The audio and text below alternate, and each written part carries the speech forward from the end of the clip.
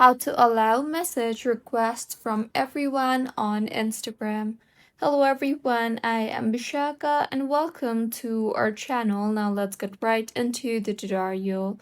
Firstly, go ahead and open the Instagram application on your device and make sure you are signed in. Now, tap on your profile icon on the bottom right of your screen and then tap on the three lines on the top right of your screen.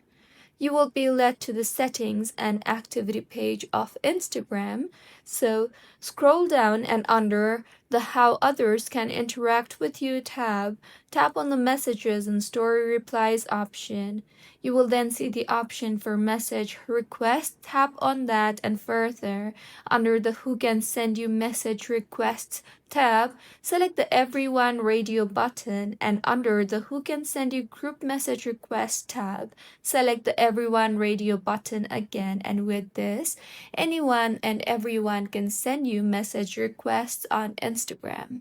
So, this is how you can allow message requests from everyone on Instagram. If you find this tutorial helpful, please like the video and do comment if you have any queries. Also, do subscribe to our channel for more helpful tutorials like this. See you on the next one.